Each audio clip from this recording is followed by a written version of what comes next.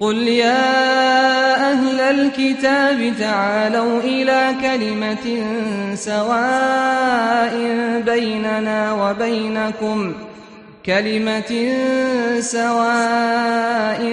بيننا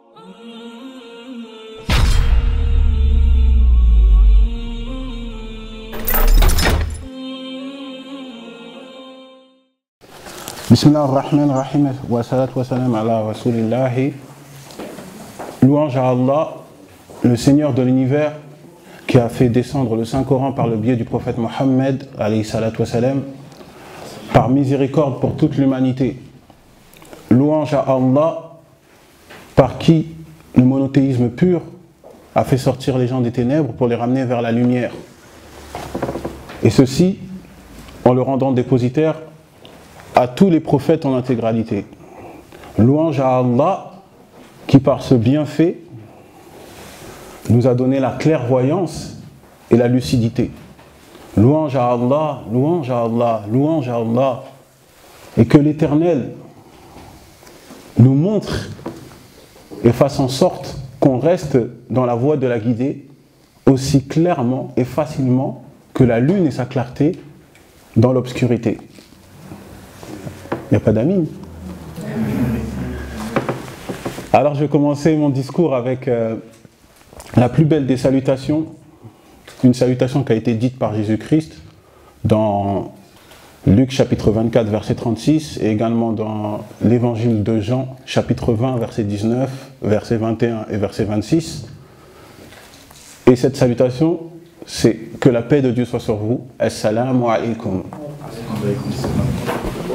Alors en vérité, cette salutation, elle est la clé, la porte de notre conférence.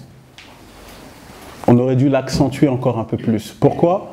Parce que lorsqu'on va dans un hadith rapporté par Muslim, il est également dans le Musnad de l'imam Ahmed et également rapporté par At-Tirmidhi, le prophète alayhi salatu wa salam nous dit quoi? Il nous dit: vous ne rentrerez au paradis que lorsque vous croirez. Et vous ne croirez que lorsque vous vous aimerez les uns les autres. Est-ce que vous voulez que je vous indique une chose pour que vous vous aimez les uns les autres? Passez-vous le salam. Saluez-vous entre vous. Donc je répète, parce que je veux encore gratter. Assalamu alaikum. Et par cette salutation, on espère que cet échange qu'on se fait fasse de nous des croyants de manière objective et non des croyants par prétention. Et avec ce hadith que je viens de vous citer, on voit quoi? On voit que la croyance et l'amour du prochain sont liés. On ne peut pas les séparer. Contrairement à ce qu'on veut le faire, on veut le faire là, à l'époque où on est, on veut tout le temps le faire. Surtout à l'occurrence lorsqu'on parle du prophète Mohammed sallallahu alayhi wa sallam et de Jésus alayhi salam. On veut toujours le faire, on nous dit comme quoi que Jésus, lui, c'est un prophète d'amour, notre prophète sallallahu alayhi wa sallam, lui, bon, c'est la guerre, on ne pense qu'à ça. Donc nous, on est venus, on espère, Inch'Allah, que à travers cette conférence, les gens, après, puissent partir avec l'idée que ces allégations sont comme la plume de l'oiseau. Parce que vous savez, la plume de l'oiseau, même si elle vole en l'air, inévitablement, elle finira par terre. Donc, on va faire notre conférence en deux parties. La première partie, qui est celle-ci, c'est Jésus prêchait également le tawahid, l'unicité de Dieu. Et après, on va faire une petite pause, une collation, et on fera la deuxième partie. Mohammed prêchait également l'amour. Alors, je vais commencer ma première partie avec la sourate 3, versets 45 à 46. Et bien entendu, notre frère, mais il a voulu se cacher, il préfère la discrétion, il laisse l'honneur à la parole d'Allah, va nous réciter le verset coranique. أعوذ بالله من الشيطان الرجيم بسم الله الرحمن الرحيم إذ قالت الملائكة يا مريم إن الله يبشرك بكلمة منه إن الله يبشرك بكلمة منه اسمه المسيح عيسى بن مريم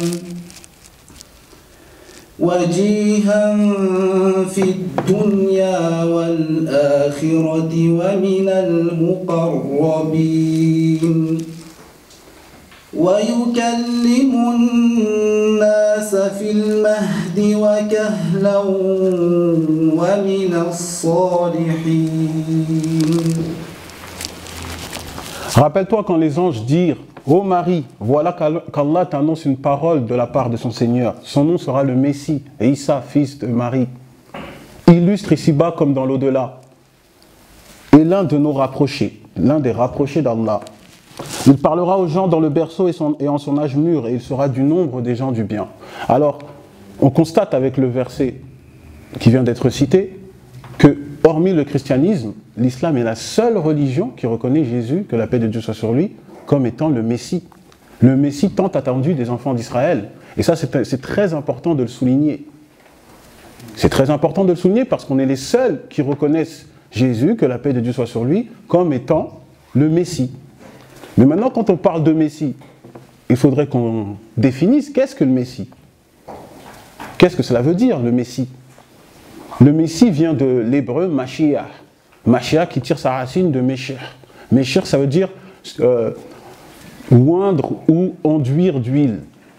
Donc Mashiach, ça veut dire celui qui est oint. Et lorsqu'on va dans la tradition juive, au fait, dans la tradition juive, la personne qui est ointe d'une huile spéciale, spécialement préparée devant une assemblée de sages, et principalement par les prophètes, cette personne-là, au fait, elle a le titre de Messie parce qu'elle a une fonction spéciale. Elle a une fonction très spéciale.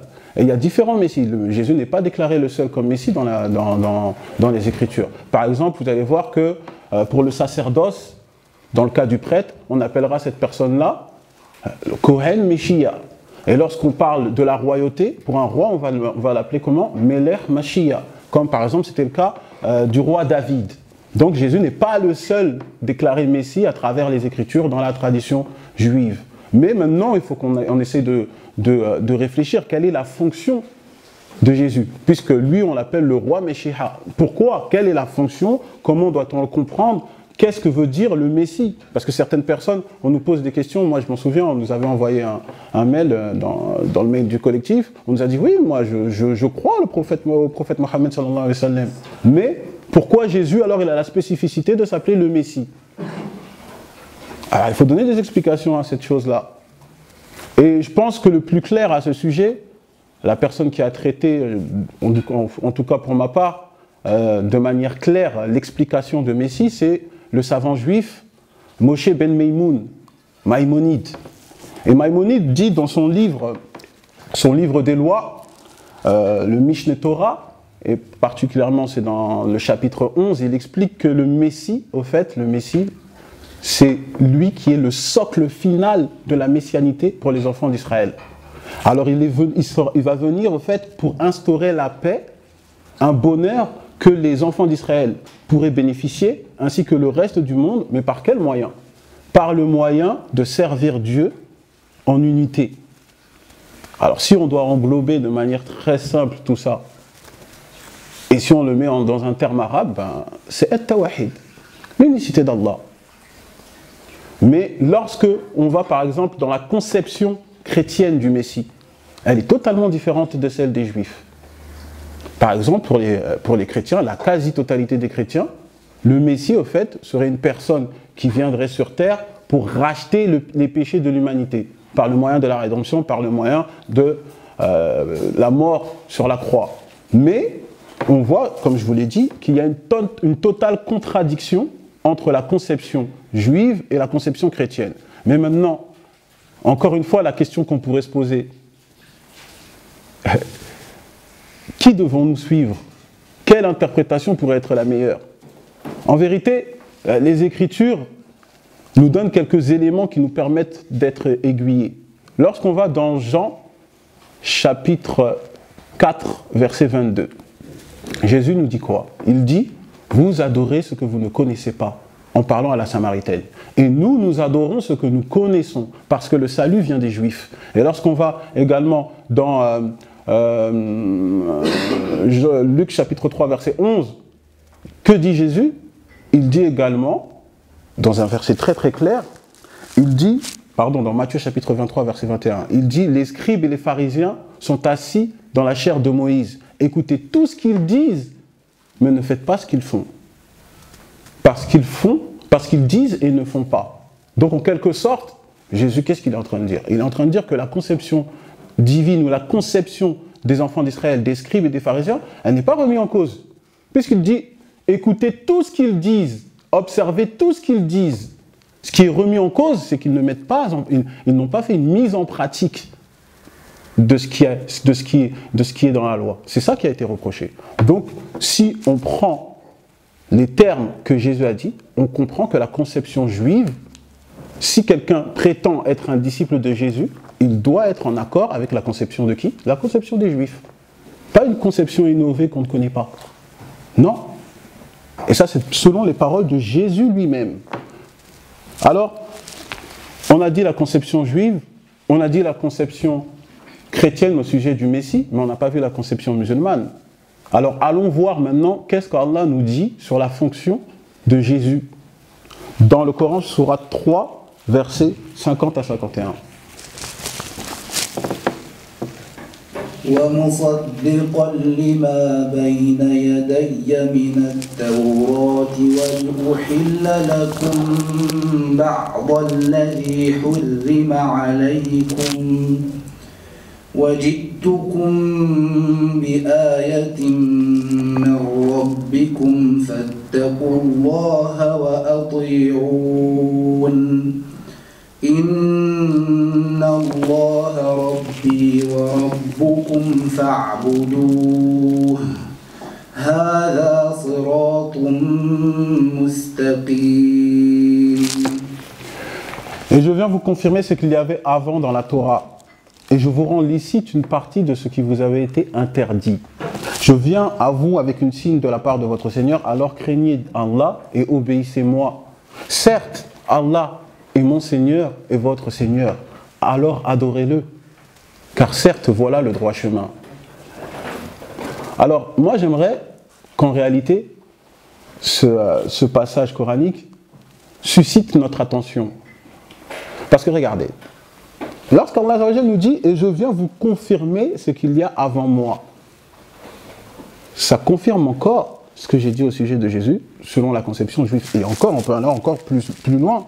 Lorsque Jésus nous dit dans Jean chapitre 7, verset 16, lorsque Jésus est monté au temple et qu'il a commencé à prêcher, il a prêché, les Juifs ont été étonnés. Ils ont été étonnés, ils ont dit quoi? Ils ont dit, comment lui est-ce qu'il prêche et il enseigne l'écriture alors qu'il n'a même pas étudié? Alors que fut la réponse de Jésus? Jésus a répondu quoi? Cette doctrine, la doctrine que vous entendez n'est pas de moi, mais de celui qui m'a envoyé. Donc il est en train de dire quoi? Il est en train de dire que sa doctrine déjà n'est pas de lui, c'est de celui qui l'a envoyé. Et il continue, si quelqu'un veut faire sa volonté, il sera, si ma doctrine, c'est la doctrine que je vous dis, est de Dieu, ou si je parle de mon chef. Donc en quelque sorte, qu'est-ce que dit Jésus aux Juifs? Il est en train de dire que si vous voulez vraiment savoir si ce que je dis, ça vient de Dieu, bah regardez dans les Écritures. Donc les Juifs sont dans la capacité de déterminer si Jésus dit vrai ou pas. Et selon les Écritures et la conception juive. Est-ce qu'on arrive à se comprendre? Donc personne ne peut venir comme ça nous ramener une innovation, nous dire que les Juifs n'ont pas compris, puisque Jésus, pour confirmer son message, il pousse les Juifs à revenir aux Écritures et qu'ils le comprennent comme ils l'ont toujours compris. Et Jésus également nous dit dans Jean chapitre 3 verset 11, il nous dit quoi? Nous disons, et là il parle de qui? Nous disons, il dit les prophètes, c'est-à-dire il se met au même niveau que tous les prophètes. Nous disons ce que nous connaissons et nous rendons témoignage de ce que nous avons vu. Encore une fois, comme vous avez vu, Jésus est en parfaite adhésion avec la conception juive. Et là, d'ailleurs, ça me fait penser à un verset dans la sourate 46, verset 9, où Allah il ordonne au prophète sallallahu alayhi wa sallam de dire quoi? Ma kuntum bidan minu rasuli. Et je ne suis pas une innovation parmi les messagers. Donc on voit encore une harmonie. On voit l'harmonie prophétique, que les prophètes n'ont rien ramené de nouveau. Et lorsque le passage que notre frère nous a brillamment cité, il nous dit que « et je vous rends licite une partie de ce qui vous a été interdit ». Pour tous ceux qui sont familiers à la Bible, c'est vrai, il y a certaines choses que Jésus a rendues licites alors que c'était interdit, ou vice-versa. Mais c'est dans je dirais dans le domaine législatif et non dogmatique. C'est dans le domaine législatif et non dogmatique, comme le prophète sallallahu alayhi wa sallam également l'a fait. Et c'est pour ça que quand Allah nous dit dans le Coran, dans sourate Al-Maïda, dans la sourate 5, il nous dit qu'à chaque communauté, nous avons assigné une législation. Donc ça ne devrait pas nous étonner. Parce que de temps en temps, on vient nous voir, on nous dit, vous rendez ça permis, alors que Jésus, que la paix de Dieu soit sur lui, ne l'a pas rendu permis. Alors maintenant, nous aussi, on peut rebalancer aussi. Mais Jésus aussi également a rendu des choses permises qu'avant, dans le temps de Moïse, ce n'était pas permis. Non, Allah nous a déjà averti sur ça, qu'à chaque communauté, il a assigné une législation. Mais sinon, le message, il est le même. Le message dogmatique est le même. Mais revenons encore dans le passage que notre frère nous a cité. Lorsque Jésus nous dit « Je viens à vous avec un signe de la part de votre Seigneur, alors craignez Dieu et obéissez-moi. » Quand Jésus dit ça, normalement, encore une fois, pour les chrétiens, ce passage devrait leur rappeler un passage biblique. Dans Jean chapitre 8, verset 42, qu'est-ce que Jésus nous dit? Il nous dit quoi? « Et si Dieu était votre Père, vous m'aimeriez, car c'est de lui que je suis venu. » C'est ce que dit Jésus. Donc, on voit encore une parfaite adhésion. Et lorsqu'on regarde encore dans le Coran, qu'est-ce qu'Allah nous dit dans le Coran? Toujours au sujet du prophète, dans la sourate 3, verset 31, qu'est-ce qu'il nous dit? Et si vous aimez réellement Allah, fattabihouni, suivez-moi. Donc encore une fois, vous voyez, c'est une parfaite harmonie. On voit une parfaite harmonie. C'est la même méthodologie. Pour tous les prophètes, on le voit parfaitement. Seul l'aveugle ne peut pas le voir. On est obligé de lui frotter les yeux, peut-être, on ne sait pas comment on va l'aider. Mais normalement, n'importe qui pourrait le voir de manière aisée. Restons toujours dans le passage coranique que notre frère nous a cité. Lorsque le verset termine, certes, Dieu est mon Seigneur et votre Seigneur, adorez-le, car voilà le droit chemin. Regardez. Ce passage, encore une fois, dans la Bible, a été dit. C'est dans Marc chapitre 12, verset 29, pardon. Écoute Israël, l'Éternel, notre Dieu, est l'unique Seigneur. Et normalement, ce passage, n'importe quelle personne, encore une fois, qui est familiarisée avec les Écritures, pourrait comprendre que ça, en fait, c'est la profession de foi juive. C'est un passage que Jésus a répété dans Deutéronome chapitre 6, verset 4, ce qu'on appelle le Shuma. Shuma Israël, Adonai Eloheinu, Adonai Echad. Écoute Israël, l'Éternel, notre Dieu, est l'unique Seigneur. Ça, c'est un passage, c'est la profession de foi juive. C'est la profession de foi juive. Et au fait, si le scribe pharisien il a demandé à Jésus de demander quel est le plus grand des commandements et que Jésus a répondu par cette phrase-là, au fait, Jésus n'a fait que proclamer sa croyance. Il a proclamé qu'il avait exactement la même croyance que les enfants d'Israël, que tous les prophètes auparavant, avant lui. Il n'a fait que proclamer cette chose-là. C'est pour cela même quand vous allez voir, je suis sûr que pas mal d'entre vous, s'ils ont des voisins juifs, ils ont vu ce qu'on appelle la mezouza. C'est-à-dire, on voit une sorte de bâton penché devant la porte. Au fait, la mezouza, si vous allez encore dans la Torah, ça se trouve dans Deutéronome chapitre 6, au verset 9. Au fait, c'est Dieu qui demande aux Juifs de mettre dans cet étui un parchemin calligraphié qu'un expert, un scribe, un expert, on appelle ça un sophère, il écrit quoi? Le Shuma. Exprès pour rappeler aux Juifs leur dévotion qu'ils doivent avoir envers le Créateur. Comme quoi que Dieu, il est unique. Donc vous voyez, clairement, tout est clair. Tout est clair pour celui qui veut voir. Tout est clair. Ensuite, autre point de ma première partie, Et je vais commencer avec le Coran, un verset plus que explicite, dans la sourate 16, verset 36. بعثنا في كل أمة رسولا أن اعبدوا الله واجتنبوا الطاغوت فمنهم من هدى الله ومنهم من حقت عليه الضلالة فسيروا في الأرض فانظروا كيف كان عاقبة المكذبين. Bon, le frère, il est parti plus loin que le passage qu'il dit, mais c'est parce que voilà, c'est l'émotion, c'est le corps haine. Nous avons envoyé dans chaque communauté un messager afin de leur dire adorez Allah et écartez-vous du tarout. Alors, qu'est-ce que le tarout? Le tarout, c'est tout ce qui est objet d'adoration en dehors d'Allah. Les idoles, les devins, les diables, toutes choses qu'on adore en dehors d'Allah et qui acceptent d'être adorées. C'est ce qu'on appelle le tarout. Et lorsqu'on médite, toujours dans les Écritures, lorsqu'on regarde dans la Bible et qu'on regarde Jésus, que la paix de Dieu soit sur lui, sa relation avec le Créateur, on voit que Jésus était un parfait muwahid, un parfait unificateur d'Allah. On le voit clairement. Par exemple, lorsque vous allez dans Luc chapitre 18, verset 18, quelqu'un est venu voir Jésus et il lui a dit « Bon maître, que dois-je faire pour avoir la vie éternelle ?» Et que fut la réponse de Jésus? « Ne dis pas que je suis bon. Il n'y a de bon que Dieu seul. » Mais tout le monde sait que Jésus est bon. Mais pourtant, la bonté, il l'a donné qui? Il l'a donné exclusivement au Père. Celui qui disait dans Matthieu chapitre 20, verset 17, mon Père, celui qui est mon Père et votre Père, mon Dieu et votre Dieu.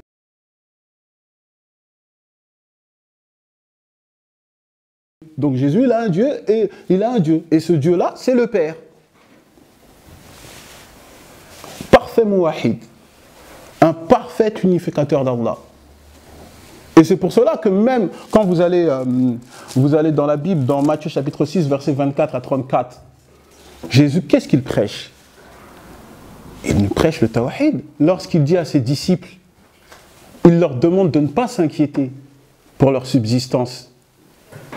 Et il donne beaucoup d'exemples. Et parmi les exemples, il donne l'exemple de l'oiseau qui vole. Comme quoi que l'oiseau qui vole dans les cieux, il n'a pas besoin de chercher ou de faire des causes pour sa subsistance, mais pourtant, Allah, le Père, comme dit Jésus, le nourrit. Donc il dit aux disciples, vous n'avez pas besoin de faire vos causes, vous n'avez pas besoin, parce que de toute façon, le Père, s'il arrive à nourrir les oiseaux qui, eux, ne font pas leur cause, ce n'est pas difficile pour lui de vous nourrir. Et c'est totalement vrai, puisque le Père céleste de la Bible, effectivement, c'est le pourvoyeur.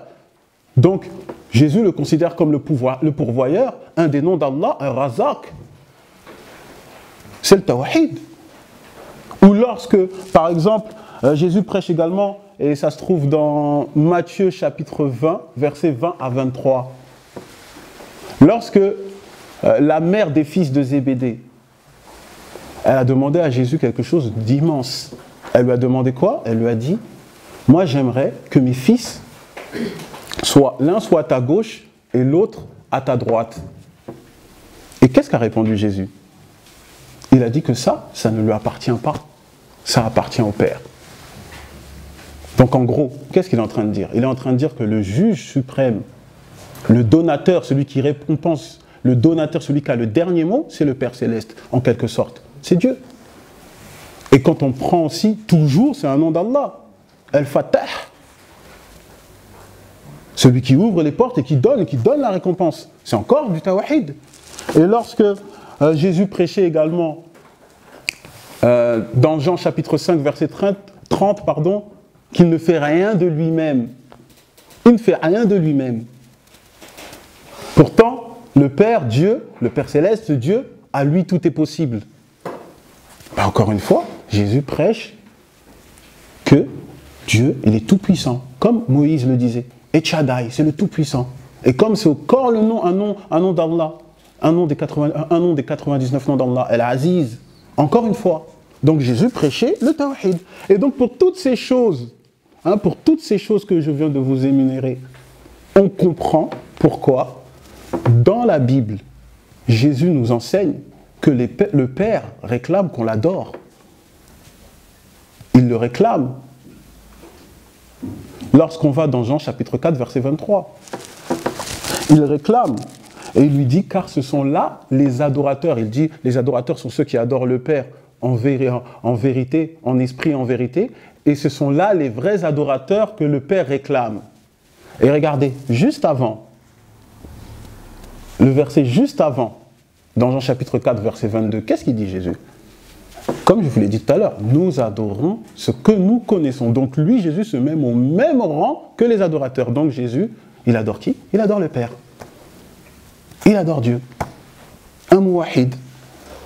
Et c'est pour cela même que ceux qui sont encore familiarisés à la Bible, ils connaissent la prière, le Notre Père, le Pater Noster, hein, Notre Père qui est aux cieux, cette prière-là. Mais Jésus, il demande aux gens de faire cette prière-là. Mais il est en train de demander quoi? Il est en train de demander aux gens de prier le Père. Le Père céleste. Il n'a pas demandé aux gens de prier lui. Non, il demande aux gens de prier le Père. Et lui-même prier le Père. Quand on va dans Matthieu chapitre 26, versets 36 à 46, il priait le Père dans la prière de Gethsémané. Totale soumission. Il se prosterna, le verset nous dit, il se jeta face contre terre.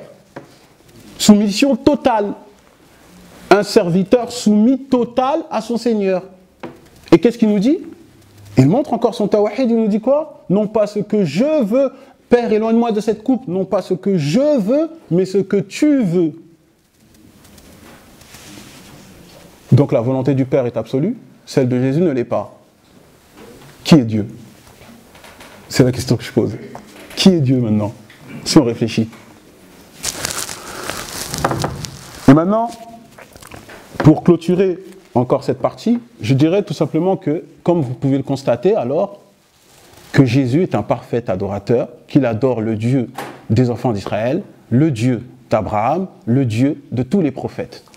Et j'aimerais qu'on rentre maintenant dans une certaine profondeur spirituelle. Lorsque, dans Jean chapitre 4, verset 34, Jésus nous dit « Ma nourriture, c'est de faire la volonté de celui qui m'a envoyé. » Regardez comment Jésus, que la paix de Dieu soit sur lui, il met une métaphore, mais des plus représentatives. C'est-à-dire que sa subsistance physique... Regardez, quand on réfléchit, la subsistance physique, c'est-à-dire que le corps, il a besoin de se nourrir pour se fortifier et être solide. Jésus, il a mis sa foi et sa soumission au Père au même niveau. C'est sa nourriture. C'est sa nourriture. Le fait de se soumettre au Père, c'est sa nourriture, c'est sa subsistance. C'est ce qui nous indique. Et d'ailleurs, même quand vous allez encore dans les évangiles, il y a un passage quand on lui dit que sa famille est arrivée, il a dit quoi? Il a dit « Mon père et ma mère, ma famille, ce sont ceux qui font la volonté du Père. » Encore une fois, je vous dis, il prêche le tawhid, il demande aux gens de se soumettre à la volonté du Père, soumettre à la volonté de Dieu. Mais si on cherche son équivalent en arabe, qui peut me le donner? Qui peut me le donner? Qui va me le donner? Soumission à la volonté de Dieu. Musulman. Islam. Jésus est musulman. Conclusion, Jésus est musulman. Et d'ailleurs, comme il a fait la métaphore avec la nourriture et sa foi spirituelle, normalement, nous en tant que musulmans, ça devrait nous faire sourire. Parce que ça nous fait penser à un hadith rapporté par Bukhari et aussi par Muslim, où le prophète sallallahu alayhi wa sallam a dit quoi? Il a dit, il y a un morceau de chair que lorsqu'il est sain, tout le reste est sain. Mais lorsqu'il est corrompu, tout le reste est corrompu. Et ce morceau de chair, c'est le cœur. Encore une fois, on voit cette métaphore physique avec la foi. Ou on peut également nous parler du hadith où le prophète sallallahu alayhi wa sallam a dit, et c'est rapporté par Ibn Majah, c'est sur les signes de la fin des temps, lorsqu'il nous dit que parmi les signes de la fin des temps, il y aura un temps où il n'y aura plus d'animaux. Il n'y aura plus de bovins et d'ovins. Ce sera la famine. Alors les compagnons ont demandé au prophète sallallahu alayhi wa sallam, Ya Rasulullah, de quoi les gens se nourriront? Et le prophète sallallahu alayhi wa sallam a dit quoi? Il a dit leur nourriture sera de dire La ilaha illallah, Allahu Akbar, Alhamdulillah. et ceci circulera dans leur corps comme circule la nourriture. Vous avez vu l'adhésion, la parfaite harmonie prophétique. Et moi, pour conclure cette première partie, après on va faire une petite pause, c'est quand là on parle de foi, mais quand on parle de foi, le musulman, tout musulman averti, doit connaître les 6 piliers de la foi. Les 6 piliers de la foi, que par exemple on le retrouve dans le hadith de Djibril, rapporté par Omar ibn al-Khattab, qui se trouve également dans les 40 hadiths d'Anawawi. Lorsqu'on nous dit qu'il faut croire en Allah, en ses anges, en ses livres révélés, en ses prophètes, au jour dernier et au destin, qu'il soit bon ou mauvais.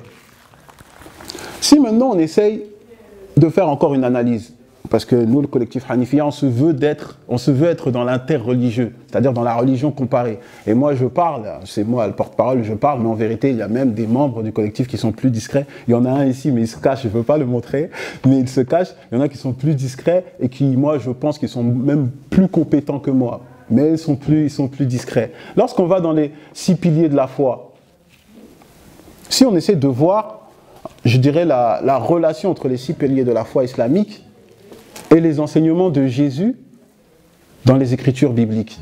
Regardez. Croire en Allah, le premier pilier de la foi. La ilaha illallah. La ilaha, c'est une négation totale pour les fausses divinités. Illallah, une affirmation que Allah, c'est lui le vrai Dieu. Comme les savants l'expliquent, la mahboud bi haqqin illallah. Nul ne mérite réellement l'adoration si ce n'est Allah. Et lorsqu'on va dans la Bible, dans Jean chapitre 17, verset 3. Or, la vie éternelle consiste à ce qu'ils te reconnaissent, toi, le seul véritable Dieu. Et lorsqu'on met le terme en grec, phon monon aleithinon théon. Monon théon, en grec, de monothéos, qui veut dire monothéisme, que Jésus a adressé au Père, et pas lui. Et quand on prend le terme aleithinon, c'est quoi? Le véritable, le seul véritable Dieu. C'est-à-dire quoi? Par le seul véritable, il renie toutes les autres. Donc il y a encore, comme la shahada musulmane, la négation pour toutes les fausses divinités et l'affirmation pour le vrai Dieu. Qui est qui? Qui est le Père, selon Jésus. Et quand on va dans les Écritures qui ont précédé Jésus, on voit que c'est exactement la même chose. La même chose. Dans 2 Samuel chapitre 7, verset 22, par exemple. Qu'est-ce qu'il est dit? Je vais même dire le verset en hébreu. Ein Elohim zulatecha. Ein Elohim, pas d'autre Dieu. Encore une fois, comme je vous l'ai dit, la négation pour les fausses divinités. Zulatecha, à part toi. Quand on va dans 1 Roi chapitre 8, verset 60, lorsque le passage nous dit Yehovah hu Elohim ein od. L'Éternel est Dieu. On voit encore l'affirmation pour le Dieu des enfants d'Israël. Ein od. Pas d'autre à part lui. Regardez, encore une fois, la négation et l'affirmation. On voit qu'il y a une parfaite harmonie. Et ça, c'est dans le premier pilier de la foi. Croire en Allah. Après, maintenant, on va dans le deuxième pilier de la foi. Croire aux anges. Alors bon, les exemples dans la Bible sont nombreux. Moi, je vais en donner un qui me permettra un peu de taquiner un peu nos voisins chrétiens, dans Matthieu chapitre 26, verset 53. C'était à l'arrestation de Jésus. Les gens sont venus arrêter Jésus selon le texte biblique. Et Pierre, alors, il a sorti son épée et il a tranché l'oreille de l'un d'entre eux. Alors Jésus, que la paix de Dieu soit sur lui, l'a arrêté. Et qu'est-ce qu'il a dit, Jésus? Il a dit, ne penses-tu pas que je pourrais invoquer mon Père qui m'enverrait une multitude d'anges? Regardez. Quelle est la réaction de Jésus, que la paix de Dieu soit sur lui, lorsqu'il est en danger et qu'il doit être secouru? Ce n'est pas de se sauver lui-même. Il dit qu'il doit invoquer le Père. Il invoque celui qui est tout-puissant. C'est du tawahid. Il dit que lui, de toute façon, il aurait invoqué celui qui est tout-puissant, le Père. Et qu'est-ce qu'aurait fait le Père? Il aurait envoyé une multitude d'anges. Donc Jésus lui-même, il a besoin, ça veut dire la solution pour lui de Jésus, s'il aurait voulu vraiment être sauvé, c'est qu'il invoque le Père et les anges l'auraient aidé. Bon, maintenant, ma question, est-ce que maintenant, si Jésus est Dieu, est-ce que le Créateur peut être sauvé par les créatures? Non. Allons maintenant dans le troisième pilier de la foi, croire au livre révélé. Et là, on va dans Matthieu, par exemple, Matthieu chapitre 5, verset 17, lorsque Jésus nous dit, je ne suis pas venu pour abolir la loi, mais pour accomplir, dans le sens et le verset. Il nous dit ça. Donc, on voit que Jésus lui-même croyait au livre révélé, puisqu'il l'accomplit. Donc, c'est pour le pilier de la foi, croire au livre. Maintenant, lorsqu'on va dans le pilier de la foi, le quatrième, croire aux prophètes. Et ça, on va dans Matthieu chapitre 16, verset 29. En fait, c'est un passage où Jésus, il relate un récit entre le riche et Lazare. Et il nous rapporte une parole d'Abraham. Ah, le passage, il est long, bon, ce sera un devoir à la maison, vous allez le lire. Mais au fait, ce passage, il nous explique quoi? Il nous explique qu'Abraham, comme solution pour que les gens puissent sortir de l'enfer, il dit quoi? Il dit, pour qu'ils puissent sortir de l'enfer et qu'ils soient sauvés, il dit, ils ont Moïse et les prophètes. Donc, la solution que Jésus nous explique comme récit, lui, dans son vivant, il explique un récit, et il dit quoi la solution? Ce n'est pas qu'on croit qu'il soit mort sur la croix, non. C'est Moïse et les prophètes, en quelque sorte, la loi. Ça, c'était le quatrième pilier, à savoir croire aux prophètes. Maintenant, croire au jugement dernier. Alors là, maintenant, c'est je vous avoue que c'est l'un des petits passages que nous, dans le collectif, on aime beaucoup. Dans Marc chapitre 13, verset 32, lorsque Jésus nous dit, comme quoi que nul ne connaît l'heure du jugement, ni même les anges, ni le Fils. Il n'y a que le Père qui connaît l'heure du jugement. C'est ce que nous dit. Il n'y a que le Père.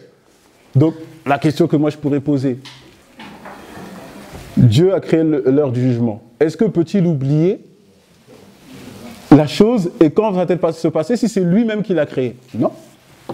Impossible. Allons maintenant dans le sixième pilier de la foi, la prédestination, à savoir croire au destin, qu'il soit bon ou mauvais. Et là, on va aller toujours dans Jean, dans le chapitre 19 au verset 11. En fait, c'est lorsque Jésus était arrêté et le roi Pilate est venu le voir, il est venu le questionner. Et Pilate lui a dit quoi? Pilate lui a dit, parce que Jésus ne voulait pas lui répondre, ne voulait pas parler avec lui, Pilate lui a dit, ne sais-tu pas que c'est moi qui ai le pouvoir de te crucifier? C'est lui qui a le pouvoir sur Jésus. En gros, c'est lui le roi. C'est lui qui décide s'il veut que Jésus se fasse crucifier, qu'il soit puni de mort ou autre. Et qu'est-ce qu'a répondu Jésus?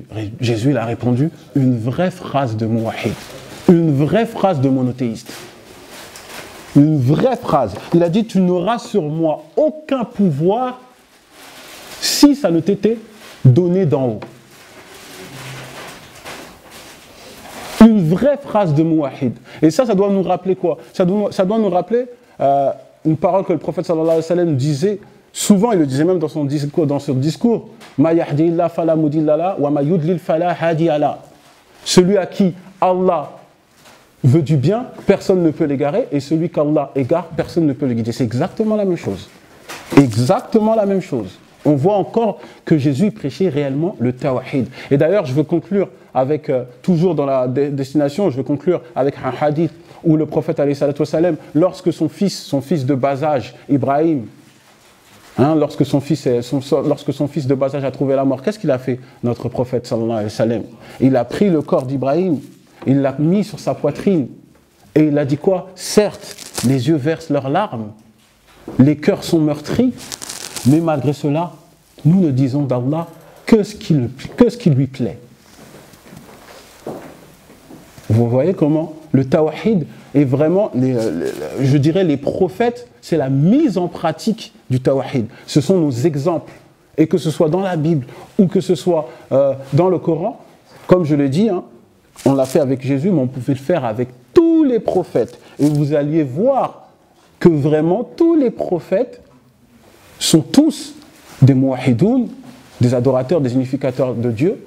Et comme on le dit, et on va le dire dans un terme arabe, ils étaient tous musulmans. Et c'est ainsi que je veux clôturer ma première partie avec la sourate 2 et au verset 285. Bismillahirrahmanirrahim.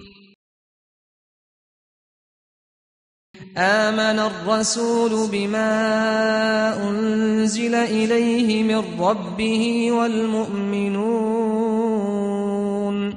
كل آمن بالله وملائكته وكتبه ورسله لا نفرق بين أحد من رسله وقالوا سمعنا وأطعنا غفرانك ربنا وإليك المصير